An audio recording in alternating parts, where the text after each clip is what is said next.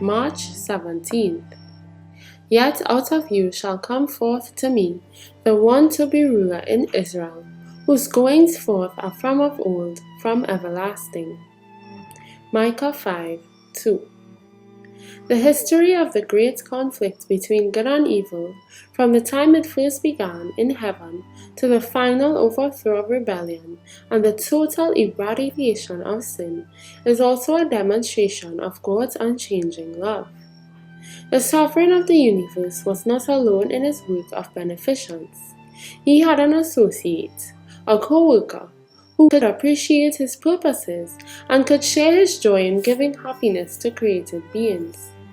In the beginning was the Word, and the Word was with God, and the Word was God. The same was in the beginning with God. John 1:1 and 2. Christ, the Word, the only begotten of God, was one with the eternal Father, one in nature, in character, in purpose, the only being that could enter into all the counsels and purposes of God.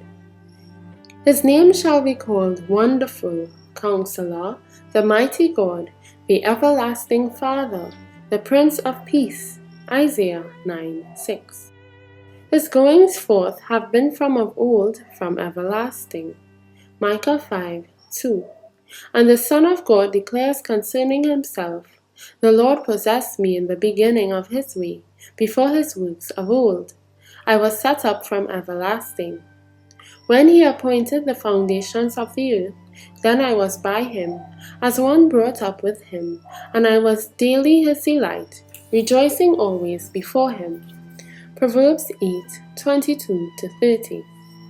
The Father, wrought by his Son in the creation of all heavenly beings, by him were all things created, whether they be thrones or dominions, or principalities or powers. All things were created by him and for him. Colossians 1:16. Angels are God's ministers, radiant with the light ever flowing from his presence, and speeding on rapid wing to execute his will. But the Son, the anointed of God, the express image of his person, the brightness of his glory, upholding all things by the word of his power, holds supremacy over them all. Hebrews 1:3. A glorious high throne from the beginning was the place of his sanctuary. Jeremiah 17:12. A scepter of righteousness, the scepter of his kingdom. Hebrews 1:8. Honor and majesty are before him. Strength and beauty are in his sanctuary. Psalm 96:6. Patriarchs and Prophet 33 and 34. Further reflection.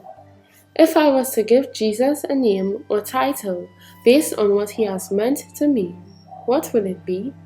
From Jesus. Name above all names, page 85.